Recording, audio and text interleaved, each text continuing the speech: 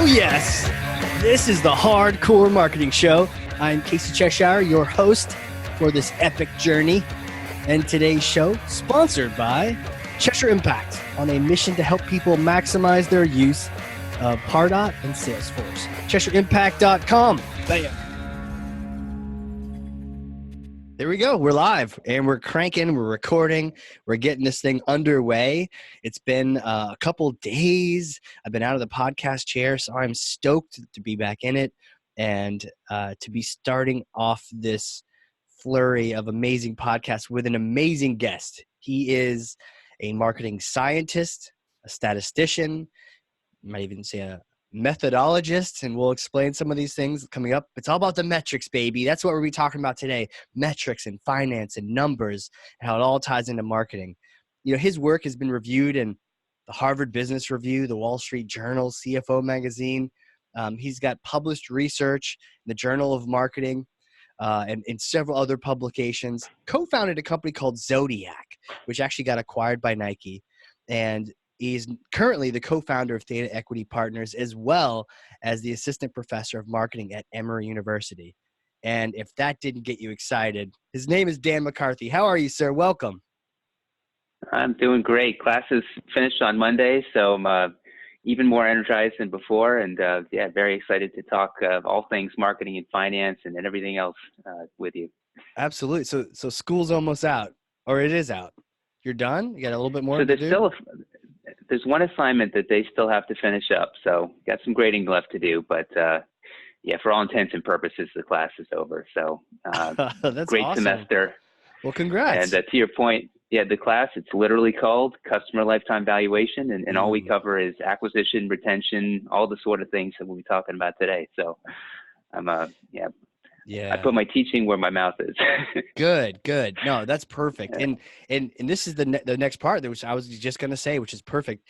The theme for the show, we're talking customer lifetime value. We're talking about understanding your customers, seeing what the numbers actually mean, looking at the right numbers, really kind of merging the metrics and the magic of marketing together. So I want to start this show the way we start every show. I'm going to grab this thing. It's heavy. So 1 second. Okay, here it is. It's Thor's hammer. Go ahead, take this and smash for me some kind of, marketing myth around customers, misconceptions that you see out there that just drive you crazy, and you want to set the record straight once and for all. Yeah, I think one of the big ones is just that, oftentimes within very large organizations, the CFO is traditionally kind of on a higher footing than marketing. That marketing, it serves an important function, but ultimately, it's more about or all about, who's going to get what mailers. Let's think about our creatives, manage customer experience. Yeah. And my personal view is that marketing should be on equal footing with finance. And I think that there's been some reasons why it hasn't been that way in the past, but I think with some of the more recent breakthroughs that we've been having on the marketing side, just kind of better aligning marketing and finance, that will kind of put them on much more equal footing than it has in the past. Equal footing. Now that's an interesting conversation to have in a boardroom, to have inside of a company. How have they not been on the same footing? And maybe this is more even historical. How has it been in the past? What do you think leads to this being the case anyways? And what's changed that gets marketing in that spot? I guess one of the easiest ways, I tend to think about it is kind of another marketing myth that I bash, which is that metrics like customer lifetime value should only be used for purely tactical purposes. I think there are a lot of companies that are waking up to the importance of measures like that, that basically quantify how valuable individual customers are and work that into a company's strategy. But I would say the use cases are far more than just tactical. They can be very high level and really govern, whether you should acquire a company, what price you should pay, things that traditionally would be done purely using just kind of traditional financial valuation models. So I think for the same reason, marketing hasn't really gotten quite out of that pure technical narrow scope that it's had historically. And I even wonder, right? Because I've definitely heard it said that, marketing used to have all these different P's in their job description, but now we kind of just do the promotion side of it. Have we always been so tactical in the marketing world, or do you see, what kind of shifts do you see? Because I know you're able to observe a lot of different situations. What is the changing trend that gets us out of just being so tactical? To me, it's really being able to speak finances language. That Right. finances, they've thought a lot about how you should value assets and how we can think about things using kind of very time-tested financial methods. And kind of what I would posit is, essentially what marketing can bring to the table is this really good forecast of what a company's customer base is going to do in the future.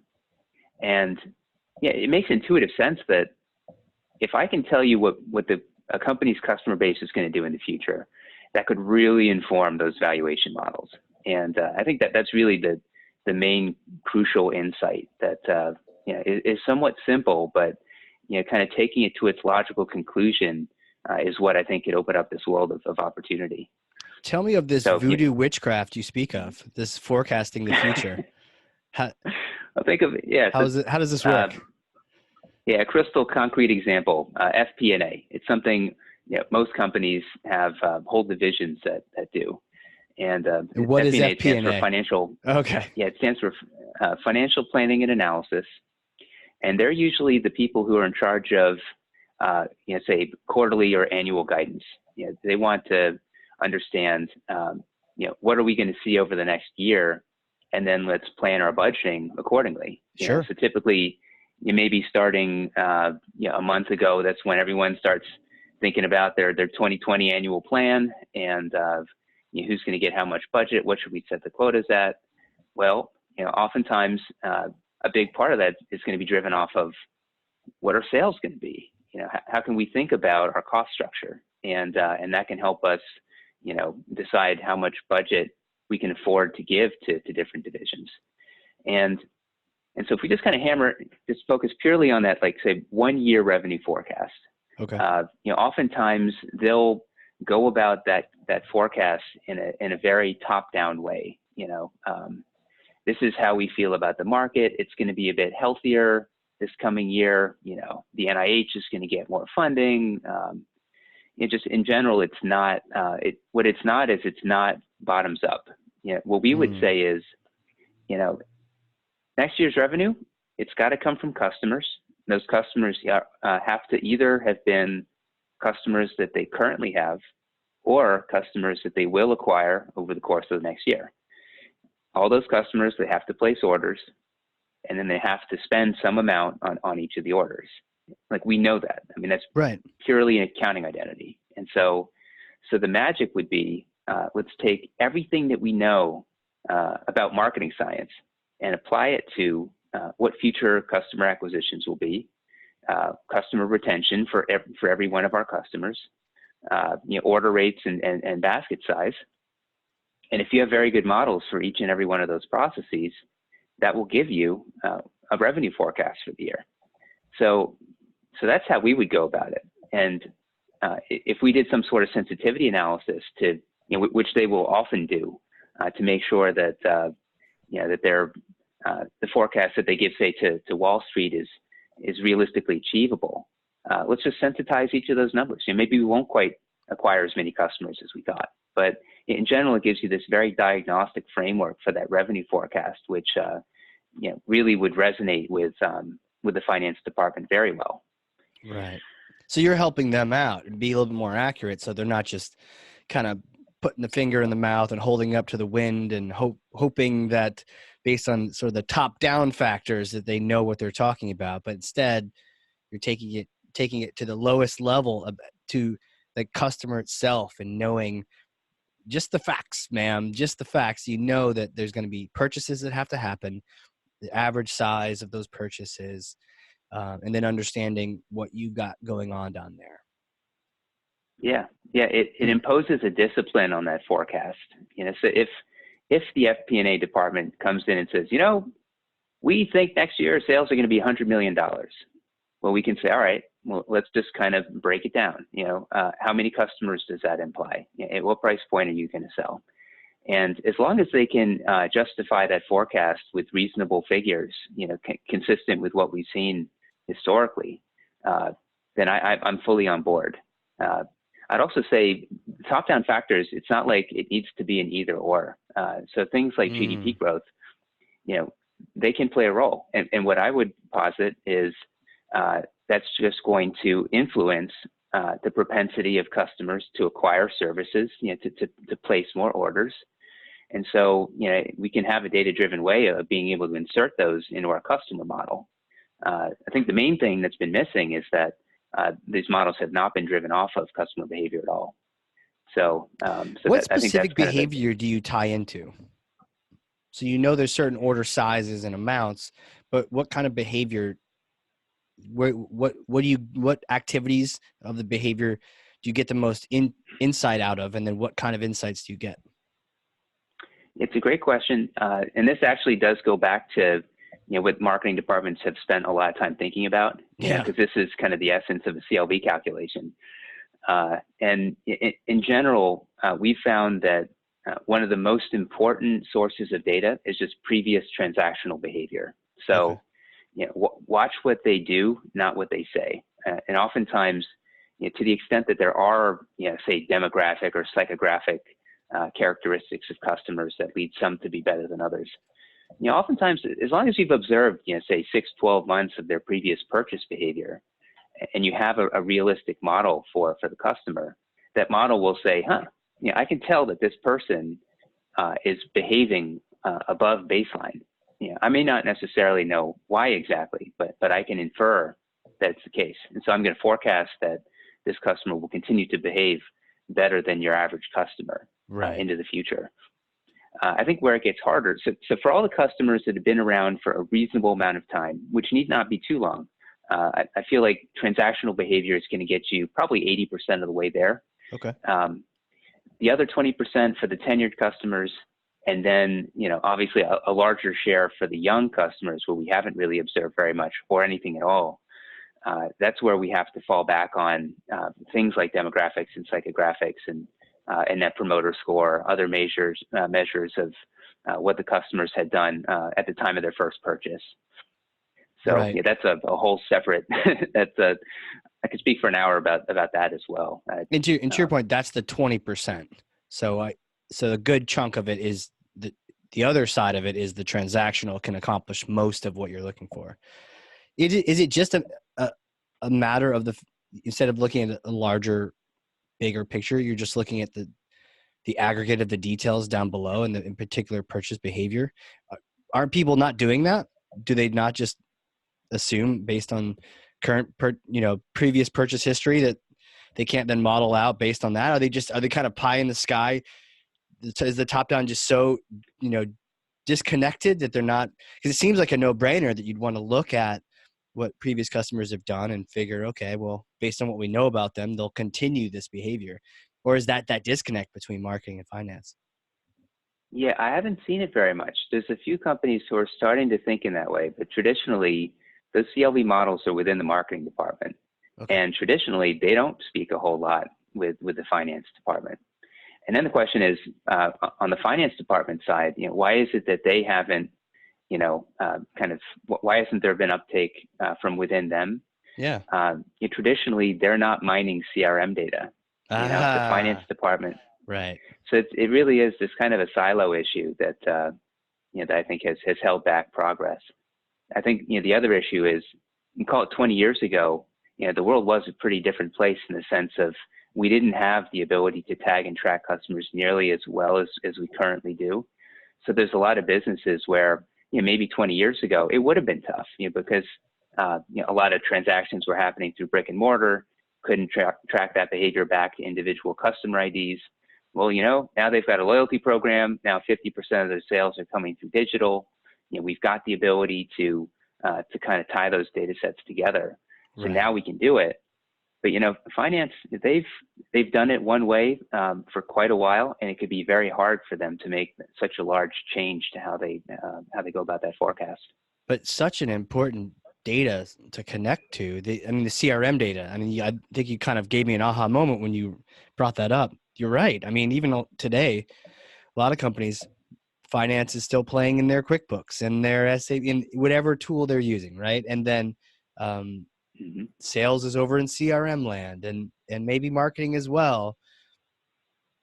And their marketing automation tied to CRM, but they're not necessarily talking unless you went and bought Financial Force on Salesforce or something else, or you have some pretty smart integration, you may not have them talking to each other. And so finance doesn't have the context for what those numbers mean, or they may just have the invoices, right?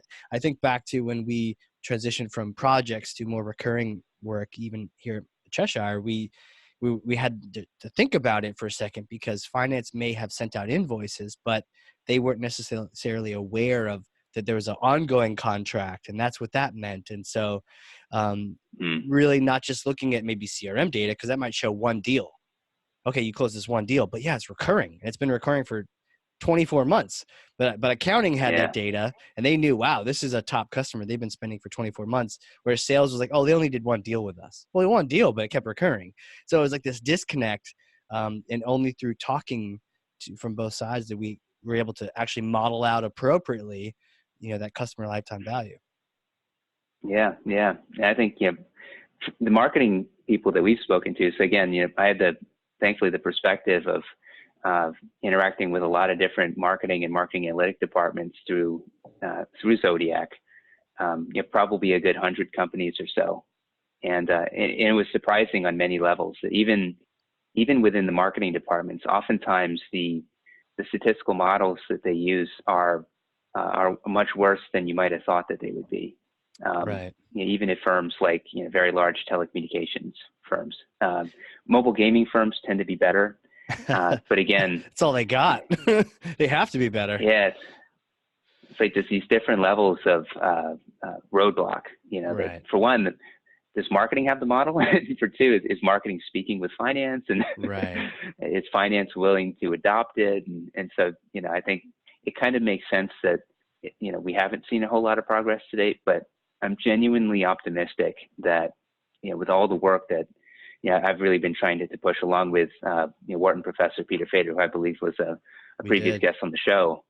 That we're really pushing hard to basically get to elevate that role of the CMO. Yeah, the work that both of you are doing and sort of pushing this forward is fantastic, and I think it's almost like, they say the end of the universe is when it stops expanding and it all comes rushing back toward. I almost feel like that's what business is doing, all these different silos, but now they're getting closer and closer. We know sales and marketing are getting closer. They speak somewhat a similar language, kinda. It's a romance language maybe, but finance sometimes comes in with a totally different dialogue. So I kind of see them all coming back together. So I'm glad that you're helping lead that charge with Peter and doing that. So, and there's a course. This is specifically the course that you're teaching, or at least one of them, is on this topic. Yes, this is one of the topics that I teach. I spend a lot of the course on. So it is, because it's a formal marketing course.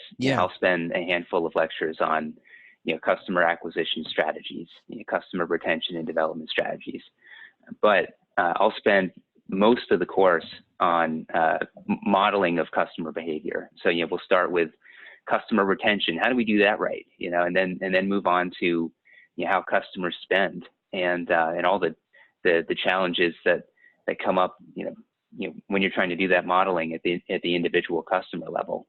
And then kind of zoom it back out to CBCV, customer-based corporate valuation. We're really trying to take these marketing models and elevate it to kind of thoughts about companies' health or attractiveness as a whole, across the entire organization. Right, because if you understand their customers, you can understand that company better and make that dotted line. I'm sure the investors are happy to know that the numbers are that much more accurate if you're tying down to the base layer of actual customer behavior.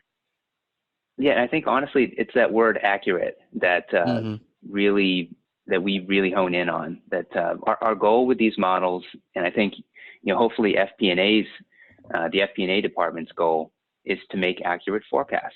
We need to know, what are sales and profits and everything else going to be next year, the year after that, et cetera, et cetera. That's really what forms our strategy and what we should or shouldn't be doing. So that's exactly the sort of thing that we obsess over, and that we consider to be kind of the yardstick that we evaluate our performance on. Got it.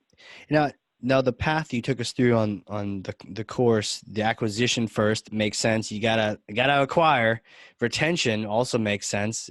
It's cost effective to just keep existing customers. And then it's almost like you've established those two beachheads, and then you spend the rest of the time on the modeling and understanding the behavior better. Is that the case? Well, so technically, first I want to get everyone on board with the philosophy, because I do feel like tell me. If you don't buy into the philosophy, there's this question of, all right, I'm going through the motions with these models, but what am I doing it for? So it kind of can just get everyone on the same page as to what's the real opportunity here, of thinking about the world in a customer-centric way, which I know was, probably the most important topic that Professor Fader had been covering. Right. So yes, I'll spend a good 2 lectures just on customer centricity. And you've taken that course on product and brand. It's very important, but now let's look at things from the customer perspective. Because the world is getting more and more competitive, you need every advantage you can get, and here's another lever that you can and should pull. So, once everyone's kind of bought into that idea that the customer is extremely important to how I should think about company strategy, that's when I kind of jump into the modeling, because you can't manage what you can't measure. So totally. Yeah, totally. So once we have so onto that, so you've established the philosophy, and then you get into modeling. Where do you start? And is this like 801 level course? Like what kind of prereqs are people experiencing before they get to this?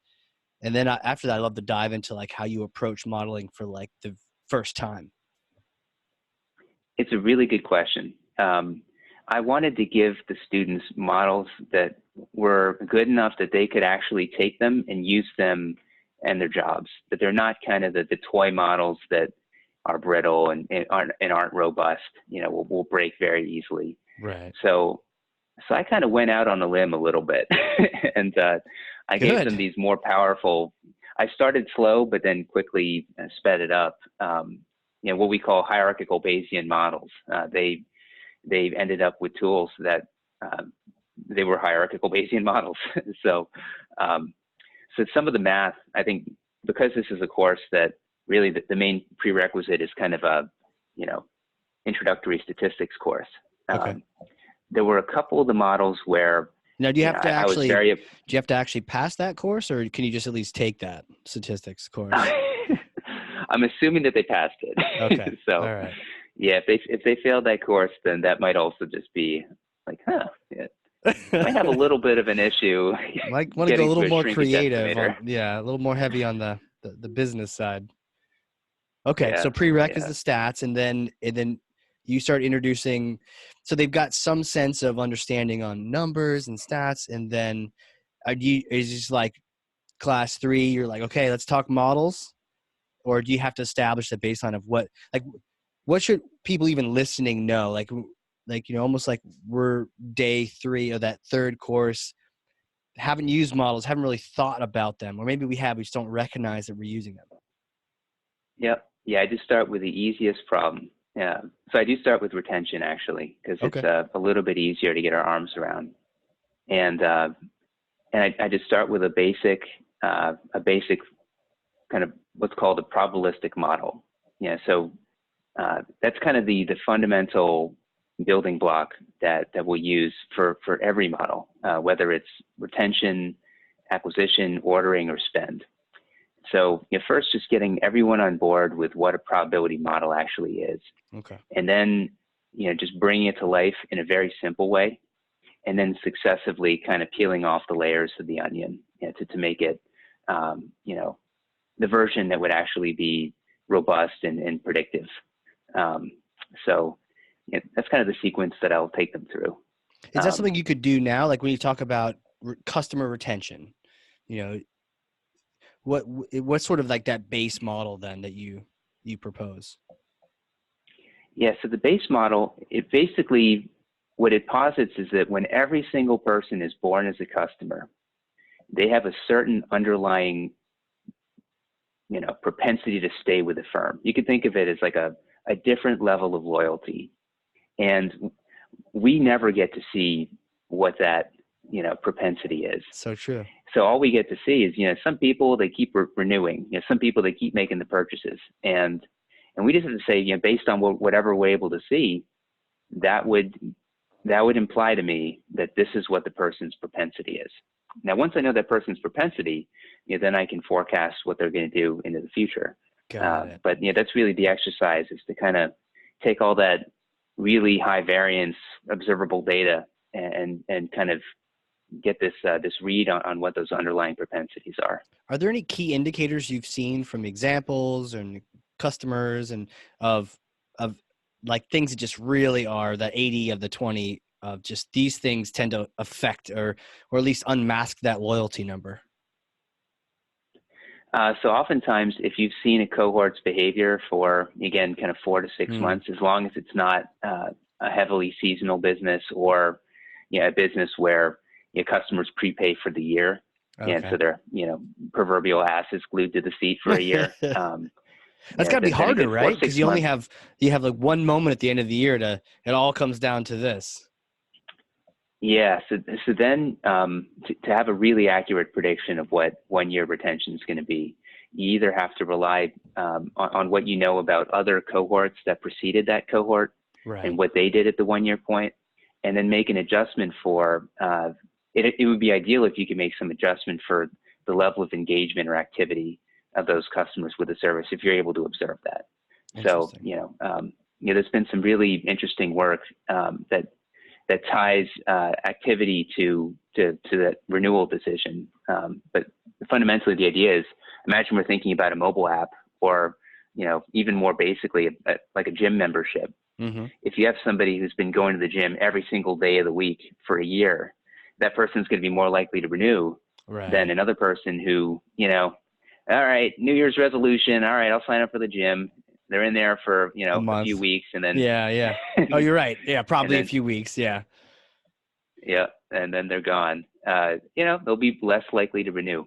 So there's an adjustment that we can make where it's like we get to see activity and the renewal decision for the older cohorts. For the newer cohorts, we get to see their activity, up until that first renewal decision. And so you can kind of play this connected dots of A is to B as C is to D to get a better read on 1 year retention there. Yeah, and that loyalty, in my head when you first described it, I thought almost like I was going to give it a Greek letter or something. This is the funky L, and that's this. Everyone comes in and they've got a different level they're at. Now it doesn't. Yep. It's not necessarily static though, right? Because you could do marketing to them and encourage them to come to the gym or do whatever activity more, maybe adopt the software more so that they're more likely to keep going. So do you see that as a number that their loyalty can change, or is there like a base plus some? How does that work? Is their destiny set in stone when they sign up, or is there hope that we can improve that? Yeah, kind of like everything, the truth's in the middle. But empirically, sure. From the companies that we've worked on, it can be surprisingly hard to change someone's baseline. Really? Marketing departments, they love to feel in control. They want to. We can just change everybody. If we just did that next marketing action, and unfortunately, it's hard. It's hard to make a disloyal customer loyal.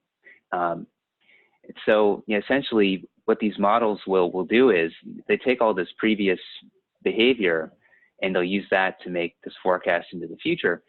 And implicitly, what it's assuming is that your performance will be consistent. Your performance as a company is going to be consistent with what it's done historically.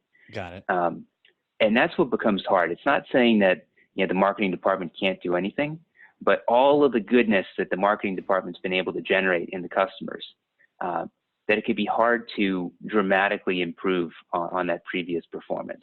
Right. So we all hope that we can kind of beat the model, beat what we did last year. But in some sense, that's the benchmark. The benchmark is not zero. Yeah, and I hear you. As much as we'd like to think we're in control, like you're saying, going back to the simplicity of the gym model, and I get it. Some people here are like, I sell year-long sales cycle software, but totally get it. But like the simplicity of the gym membership, we can all kind of picture that. And you're right. If you signed up on a whim for the holidays, it doesn't necessarily bode well for you. But if you went every day that month, then maybe you're in that cohort of like you've changed your life. Or if you went periodically, you're probably going to drop it when you get a chance. So yeah, interesting to know that it isn't as movable as we think. Reminds me a little bit of a quote. Someone said this the other day. How they find you is how they'll leave you. Which maybe speaks to how this is a little more static than we want it to be. And and I like the gym membership as well, because you're right. There's nothing really new. If you think about your basic gym membership, it's not like, I know Best Fitness does pizza to try to keep people out of the gym, but there's nothing too new that you're going to revolutionize that number. It's once you get it to that point where it's at, it's probably going to continue there. And then the good news is, though, that probably makes modeling that much more straightforward. Well, that's the thing is, I'm my PhD is in statistics. It's actually not even in marketing. I mean, obviously wow. now, I'm a marketing scientist and I write marketing papers, but my formal training was in statistics. And I wouldn't make a statement like that just kind of out of the blue. It really is That's just true. empirically. This is the assumption that our model makes, and empirically, the model predicts really well. And so, what does that mean? It means that the status quo tends to persist maybe a little bit more than what some people might have you believe. To your point as well. Isn't that true though in life and everything, right? Status quo. People say, "Oh, buying this software, or buying this choice or this choice," but they forget about status quo of do nothing, or how it has always been is also a choice. Yeah. Well, I mean, the other thing is, when we take it up to the level of corporate valuation, it's even harder to change the baseline because you can't do things like offer new customer promotions that will boost acquisition, but those promotions aren't free. they cost the firm. Sure. And the customers that they bring in may be worse, because these are the customers where it was harder to bring them in. And so, it's only because we gave them this juicy discount that they're, acquiring. So what that would say is, we may have the ability to move the pin for acquisition there, but it's going to cost us. And from a corporate valuation standpoint, it's a really big question mark, what the overall value expansion was from something like that.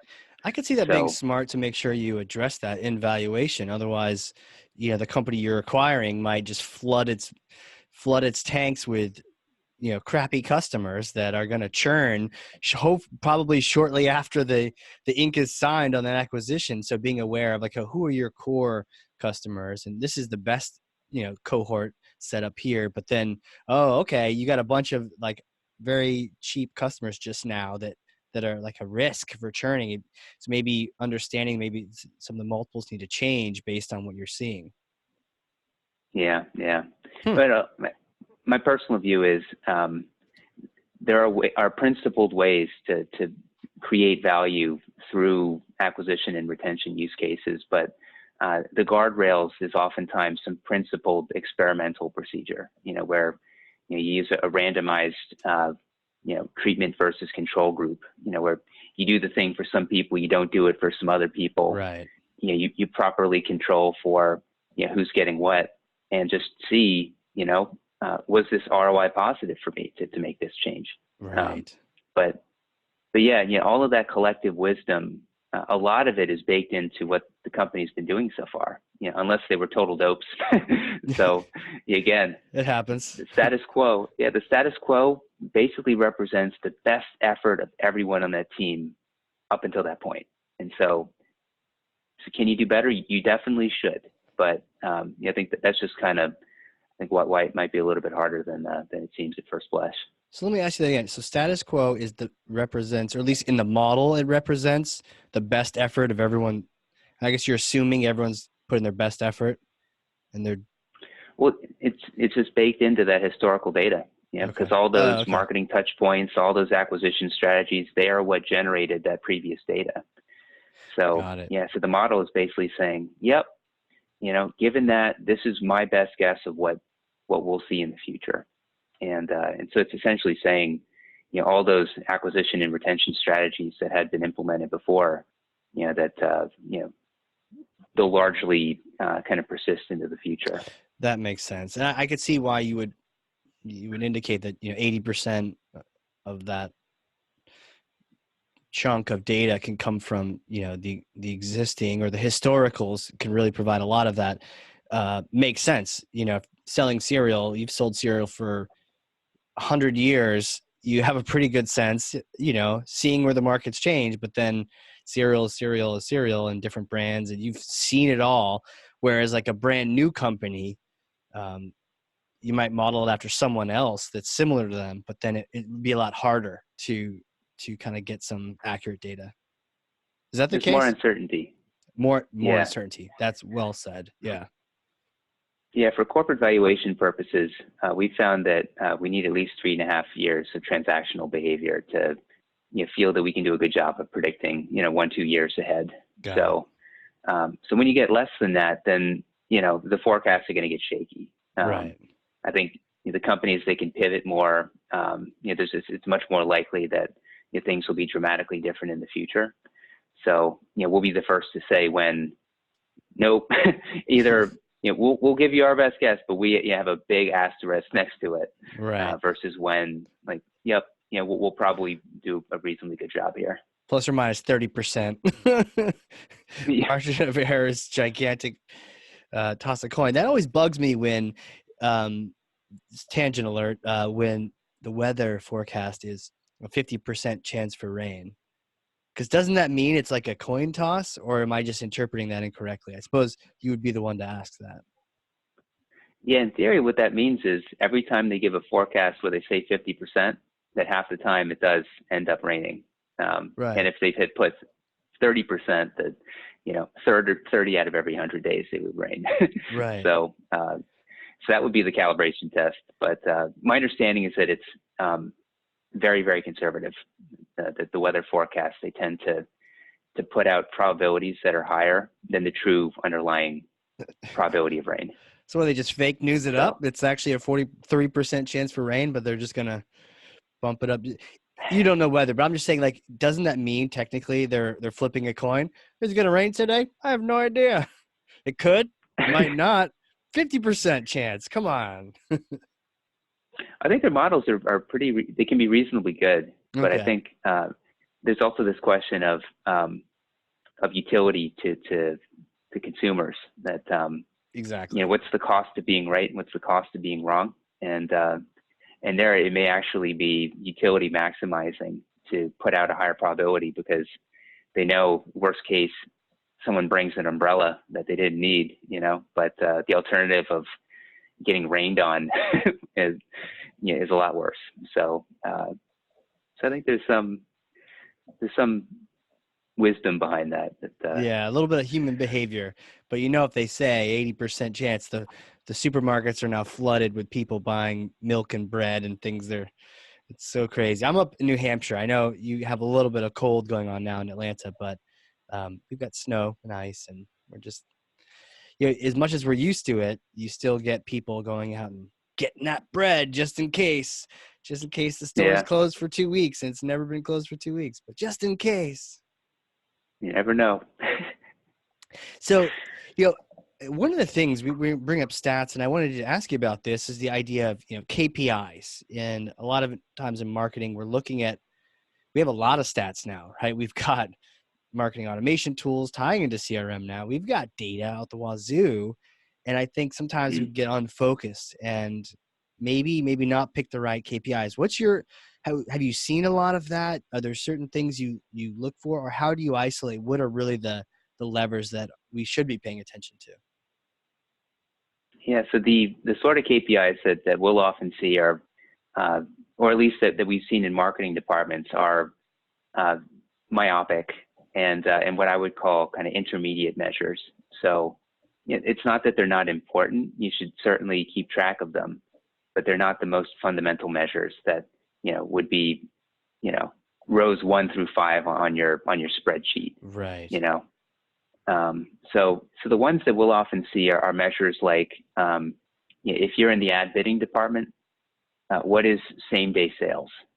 So I'm spending a certain amount on customer acquisition. Tell me how much sales my customer acquisition dollars brought in. And, right. and that is fundamentally not the right outcome measure to be focusing on.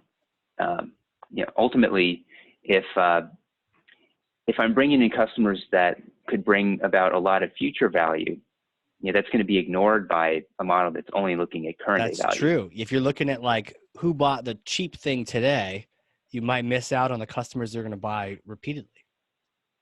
Yeah. So I think longer term measures of customer health, they'll translate into, cumulative improvement over time. But because you oftentimes won't see that in a model that is purely focusing on, spend today, revenue today, those customers may be ignored. Interesting. So how do you combat that's an that? example of one. Oh, go ahead. Example. Yeah. Yes, a new model. We need to move to a framework where we're trying to, for the model would basically, the world that it would posit is we're making investments today, and we're going to get some future stream of revenue over a longer window of time. It need not be, until when the customer churns, but just a longer window of time. 6 months is better than 1 day. So, agreed. 1 year would be even better. So, take some measure of, what is the impact of my marketing spend today on the next 1 year's worth of value, and I'll have that guide my decision making. That makes a lot of sense. I've seen some models work really well in that regard, especially as they tie into freemium model. The people I got today, there is no value today. So what is the life? It's almost like it forces that lifetime discussion. And then it's a matter of what's the window you're looking at when you run that report later on to see how much value are they capturing? What is the behavior? Do they buy every 3-6 months? Like language learning software is one. Do they do the beginner, then the intermediate, then the advanced over the next couple of years, or is it just they buy one or not, or they just got your free software? And then to your point, you don't just want to give out the free software. You want to find the sources of acquisition that are related to the ones that will have the most value. Yeah, no, that's exactly right. Yeah, and the freemium example is a good one. Spotify, they had some wonderful disclosures in their Investor Day presentation about the efficacy. Yeah, I mean, they basically were showing, all right, we bring in new people to the ad-supported plan. What % of them convert into paid plans, over time? And so they had a whole bunch of these little kind of whisper lines. They all started 0, obviously, because if you adopted into the ad-supported plan, you're not in the paid plan. But the hope would be very quickly that all those lines go to 100%. Now, clearly, that's never going to happen. But Spotify does an amazingly good job at converting people from their ad-supported plan to their paid plan. And I think the fact that they are paying such close attention to these metrics, that they're even putting them in their Investor Day presentations, is a sign to the markets that we take this stuff super seriously, and there's all this work that they're doing on the back end to make sure that that those lines get as close to 1 as they can. But what we can see on the front end, which is what a good metric should do, is all right. You did all that stuff. How does that translate into your conversion curve? Which is ultimately what that curve is. So I think those are the more fundamental measures that can help us, just get a cleaner read on the health of the customer base. That makes a lot of sense. Have you ever used Spotify or any of those apps? I used it a little bit. I'll be the first to say I was one of the people who did not convert. Oh, you were in the So, did not convert cohort. I was in the opposite. So tell me about your experience.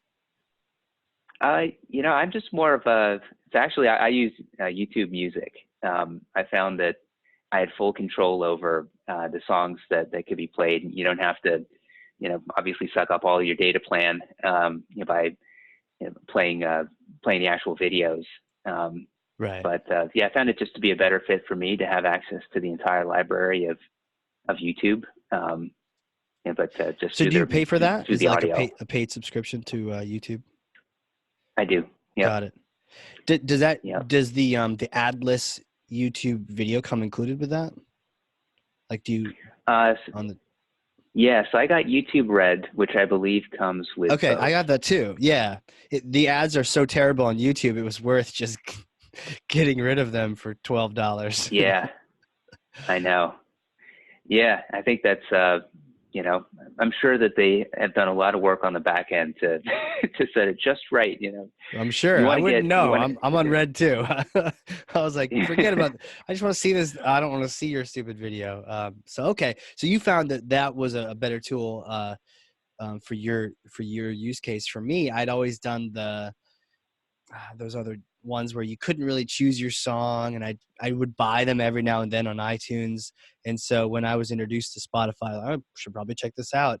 They got me. They got me. They've been getting my money for a long time. So I'm sure Yeah. I'm in that Well, they ideal cohort for them.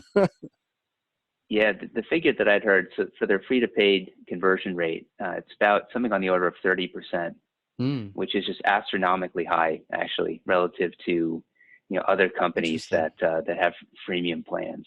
My understanding is that you wouldn't be doing badly if it's more like call it 5%. Sure. Fairly typical, but so to clock in at 30% means they've really done a lot of things right. Right. Huh. Huh. I So wonder, have you read anything around Netflix? Similar type.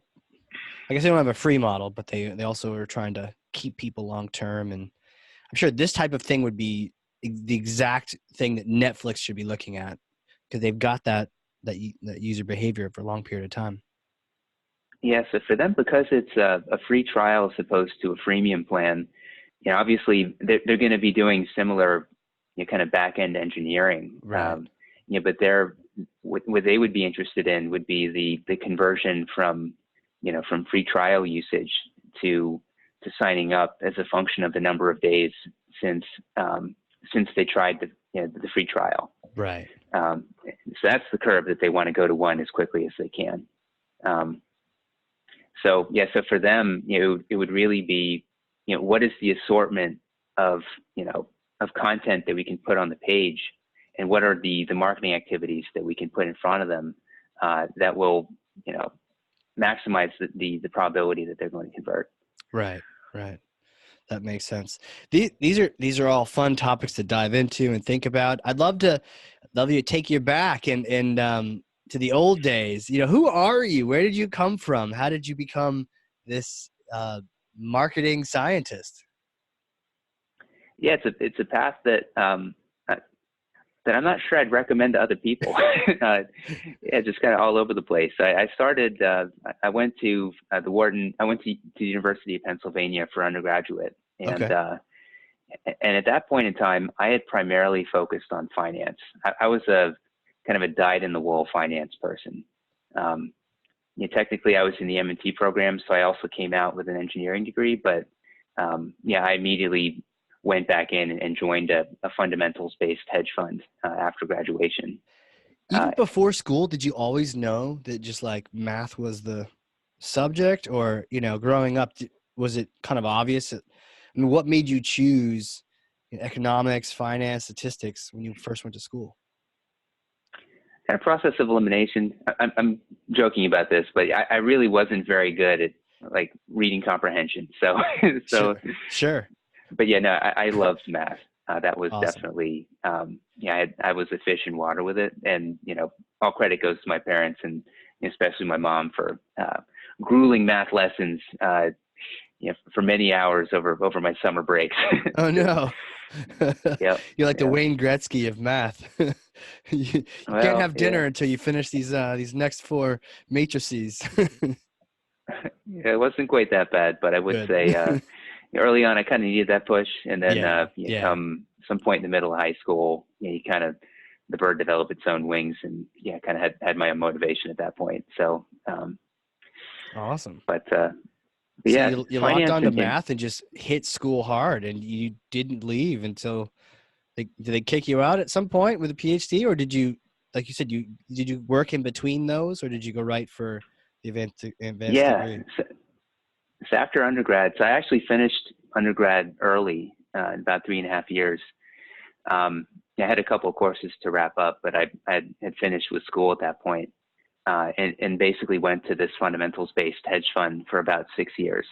Oh wow. So, yeah, so I had a number of years just doing kind of the hardcore, roll up your sleeves, speak with the management team, understand, competitive dynamics within the industry, and Wow. project out, the future free cash flows.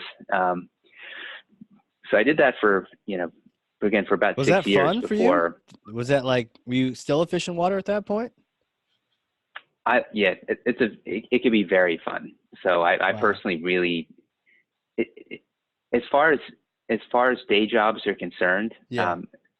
for me, that's about as good as you can get, because you're constantly diving into new situations. You just need to kind of peel apart, what's the truth here? Yeah. And you have this very objective yardstick for success. Did you make money or not? Right. So Yeah. most professions, it's not, the success, professional success, and the measure that gets you there, aren't necessarily as closely linked together. Right. So, There could be but more yeah, politics and more gray area, but not with money. It's like, was there a return or not? How did we do?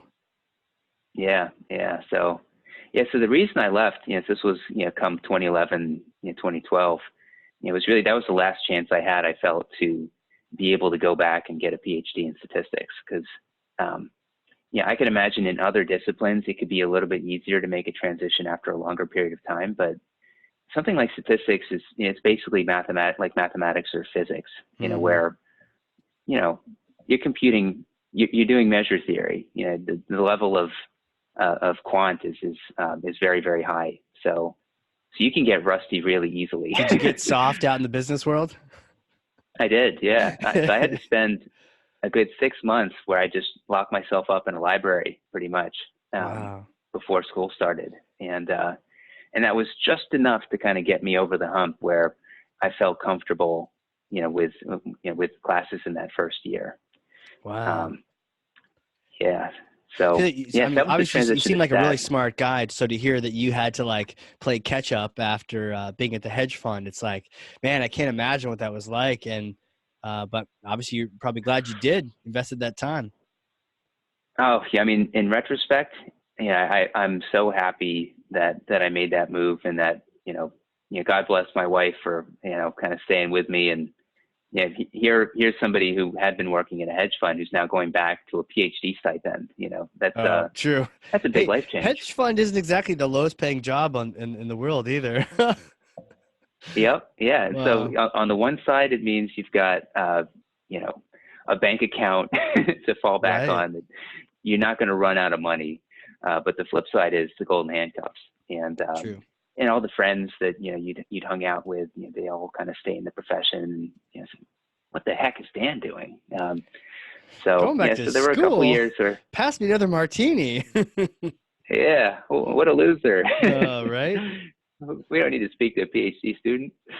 So, yeah, so kind of getting through all that. But yeah, it was kind of in the middle of the PhD that I made this pivot into marketing. Interesting. And even that was basically through just a mutual friend that someone had said, you're going to really kick it off speaking with this Pete Fader guy. And I just distinctly remember, yeah, kind of going up to the seventh floor at that, one time. And we really did kind of kick it Where did off. you meet? Where did you meet him? Was it at Wharton? Oh, it was at Wharton, right? So you went there. Was he teaching there at the time? Yeah, yep, Got yeah. it. So this was, I believe, in the second year of the program. Yeah, so so he was teaching there. And, Yeah. so I just kind of literally just went a few floors up, from the 4th floor to the 7th floor. You were in the same Just building? the same building. Yep. Had you ever seen each other, or just large I didn't. building? I probably saw him. I never took his class when I was in undergrad, but I had friends who had said, you should take this class. It was amazing. But it was technically a marketing class, and Right. I'd fulfilled like all my requirements for my statistics concentration. So there wasn't an opening there. But Right. so that's part of the irony, that even though I ended up TAing his class a few years. Oh, I'd really? never formally taken it myself. So you had never taken it, but you ended up TAing it just from conversations? What was that like? What was that like when you first met, that conversation? Did you hit it off right away, or was he in marketing land and you were in stats, or did it kind of it blended really easily? No, it blended very, very easily. Wow. So, so Pete, he is a very empirical, prediction-minded person. Okay. And as a stats PhD, actually the paper that I had written, which prompted that discussion, it was just this prediction paper, where he said, we've got this new methodology and it can predict the future better. And so right away that focus and mutual kind of respect for that as the end goal, I think made it a much closer fit than other people within marketing who are more focused on other goals besides prediction. Right. Right. The more immediate goal of a lead or a sale, to our earlier conversation. Did your stats friends and colleagues think you were crazy to be talking to marketing? Thankfully, Wharton is a wonderful school, and those divisions, they're reasonably in sync with each other. So, we did need to figure out some things, with budgeting, if I'm TAing a marketing course, so, I'm getting paid this marketing, I'm getting paid this PhD stipend ostensibly from the stat department.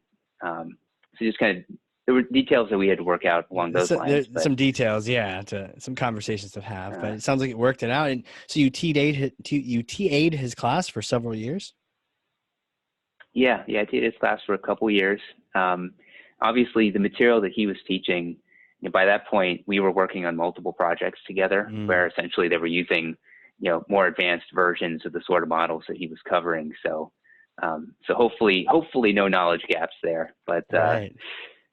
Wow. Yeah, but it really helps to get to really internalize the philosophy and the models on a much more fundamental level, by just kind of sitting in on the classes and hearing him, talk about them. Yeah. I had a chance, as you mentioned earlier, I had a chance to chat with him on this show for something like an hour and a half roundup. But so a good solid hour. And just from that, I was like, oh, wow. See, I was traditionally more of a terrible student, but it was either the subject matter or the teacher, and sometimes both. But after listening to him, I was like, I would take that course. I would take that course. I would go to Wharton. That experience, I was like, oh, okay, I see. This is education. Like, this is what it should be here. And so I can only imagine, being a part of those classes year after year, what your experiences were like. Yeah, no, he's definitely been a role model to follow. He's an amazing teacher in addition to just being an amazing human being. So, so I think a lot of the aspects of my class is fundamentally a bit different from his. There's a lot of overlap between two. Obviously, the probability models. Are you a better teacher? Oh, I'm sure I'm worse. Just trying to get you in way trouble. Worse, but... Hey, Peter, how's it going? This class is terrible. But it's also fundamentally it's just a different course. So right. He really puts the students through the ringer with purely with the models, and I think that's amazing. I think that the students come out with a much deeper understanding of all the models and how they work. My students, I don't put them quite as much through the ringer. There are a few a few areas of the course where I'll say kind of the math is it's a bit hairy. I'll go through some of the math, but then what I'm going to do is I'm going to give you a spreadsheet that will have macros in it that will allow you to run the model, and it will do some of that heavy lifting for you. So they get the benefit of having the model, understanding the philosophy. Some of the math details, they won't fully have, but Right. What a good teaser. If they do end up wanting to use that model for real, and that provides them context to go deeper into the math, then they can do so. But there's pros and cons to both approaches. And in that course you're describing, is that like a graduate level course? Do you have a lot of folks coming back in who were in business or maybe still are? So this is, it's offered to both the undergrads and the MBAs. Okay. Yep. So I get both. Now, thankfully, to the point about taking the deeper dive, the students, a bunch of them, on the order of 15 of them, have been foolish enough to come back with me for an independent study next semester. Oh no! So we'll be, kind of bringing the models to life with, hopefully with a couple real companies, and just building out, like the book for the course that they've kind of offered to do that. So, I think, if you can kind of pique their interest, just enough, give them enough exposure, hopefully you can kind of create that second round of learning for the ones who are truly interested in kind of taking it to that next level. Wow. What made that? Was it inevitable that after you graduated, you got that PhD that, you could have gone back into, would you go back into the hedge, but you're like, hey, let me maybe go be a professor? What was that decision-making process for you? Yeah. So once I made the pivot into marketing, it's funny because then I had to solve all this previous, you can call it baggage or you can call it previous knowledge. Sure. Wisdom. It's wisdom. In finance. Yeah. And so kind of basically customer-based corporate valuation, I've said it's the intersection of finance, marketing, and statistics, because Right. you need the finance to speak the language, to have the proper corporate valuation framework. You need the statistics to do, the right predictive modeling for what the customers will do, especially when the data is fairly limited. And the marketing, obviously, we're working with customers and we're predicting their future behavior. So, clear implications there. That's kind of what led to customer-based corporate valuation, which again, brought me a little bit closer to the finance world than I would have otherwise been, had I just kind of gone the traditional, marketing stat route. In terms of going back to a hedge fund, certainly, I would need to be employed. So, so goal number one was to be a marketing professor. But, if I gave it my very best shot and everyone slammed the door on me, then you can always got to pay the bills somehow. Yeah. But you really wanted to be able to continue to work with theories and practice and students and learning, that same kind of experience you had with Peter. And so the goal was to be a professor, and now you are. That was a big reason for going back for the PhD in the first place. Really? Really? Yeah. So that's, and going back to the hedge fund experience, I almost feel that I've gotten super lucky in that way, that even though that was, it was a lot of fun, for me, this is definitely a lot better, because you'll spend, 9 months just thinking about one stinking problem. And, and for some people, sure, that would be insanity. They would hate that. For me, if it's a fun thing, I'm very happy to just, singularly focus on it, and just do it until it's done. Right. So yes, for me, it's been even better than the hedge fund was. That's fantastic. I mean, that's so exciting. And now essentially you have your own partner, your theta equity, and having sold Zodiac to Nike, you're doing all those things much above and beyond where you would have been had you had stayed with everyone else who was just doing the numbers. So that's pretty impressive. If you were to, here's a hypothetical for you. if you were to hop in a time machine and travel back to, we typically say like the beginning of your career. So that could be maybe when you graduated, or you're at the hedge fund now, and you could advise yourself on, give yourself some pointers or some recommendations. What would you tell yourself? I don't know. Yeah, that's the thing, is I don't know if you're given the personality that you're given, and it leads to, it comes associated with it all the pros and the cons that that form your personality. So I don't know if I'd listen to myself. Right. I think like, get out of here, future me. If I knew it was future me, then that would make things a little bit easier. It is. It's future you. Like, you see yourself and you're like, hey, it's like Marty McFly. You're like, hey, it's me. I'm older and wiser now. Here's what I want to tell you. What, any advice you pass on to yourself? Well, just thinking in simple terms, which again, I could be completely off. If I thought about it longer, maybe there's some other better path. But sure. If this is what's been the most fun, probably a few years in some sort of finance capacity, and then make the pivot straight on back into academia. Right. I think that might be a bit more efficient. So you get the finance background that you really need to be able to jump into a topic like this. Mm-hmm. But you're not out for so long that there's all those rust and the cobwebs that form for not having done an integral in 6 years. So, right. Save yourself some of the early AM library study time, getting back in there sooner. And maybe, hey, there's this guy named Peter Fader. He has this course. Try to squeeze that into your to your schedule sooner than later.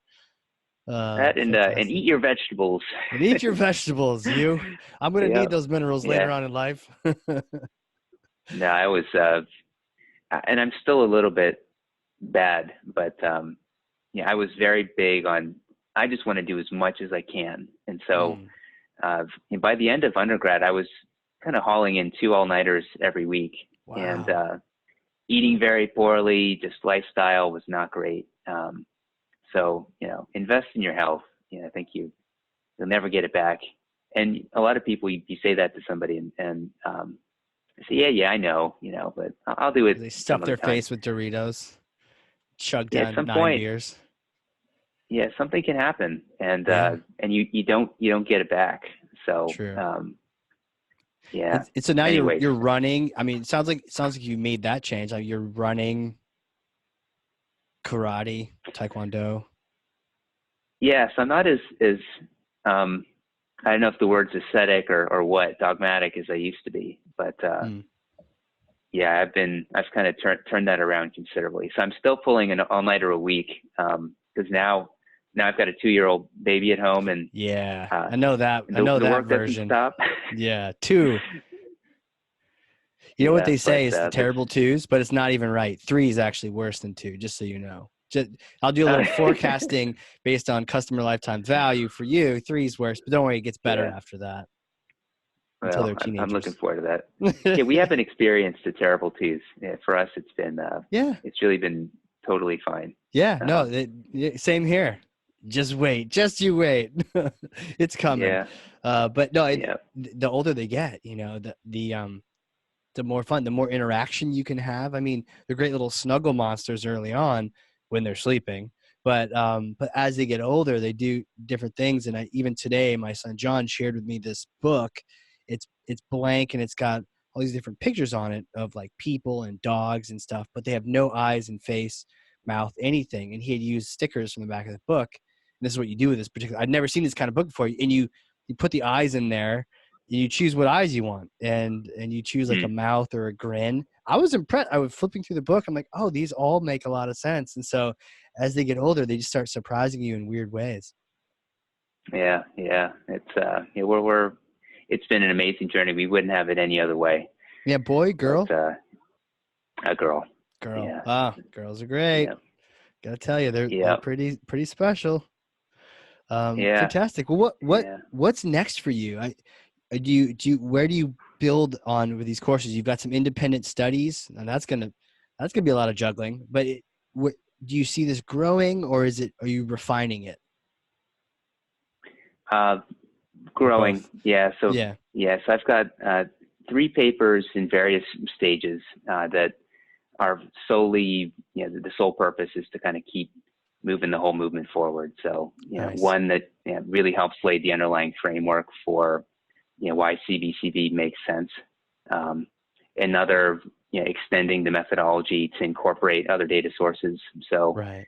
historically it's all been, let's comb through the 10K, the 10Q, the other investor presentations, et cetera, and use that data to forecast what, the future customer measures are going to be. And this next one is saying, well, there's also this credit card panel data that the hedge funds are consuming, voraciously. So let's bring that in conjunction with the SEC data and use that to make even better predictions than Right. if we had either the one or the other on their own. So I sense a trend: more data connected, better decisions in the outcome. Yeah. Up to a point. This whole stream of academic work. And I think the other thing is we'd really like to start, changing policy a little bit. So, we've got a series of initiatives that are coming up very shortly, which actually one of them is going to break in 6 days. But as part of it, myself, Peter Fader, and a few of our colleagues, were sending letters to the Financial and Accounting Standards Board, FASB, to just kind of advocate for more customer-related disclosures to help investors make better decisions. And so you get that data, you can plug it into your formulas and your models. Yeah, we think it's good for everybody that companies, to their oftentimes, like publicly traded companies will get a bad rap that they act myopically, and oftentimes they may take actions that kind of to the detriment of their long-term value by shortchanging the customer. Right. And what we would say is, part of the reason is investors are not given the data about the health of the customer that they need to be able to see the damage that the companies are doing. And so if a company knows that they're going to miss earnings this quarter because they didn't kind of cut back on their marketing budget a bit, they're going to cut back on the marketing budget. But if that shows up in this customer measure, then that's going to give them pause.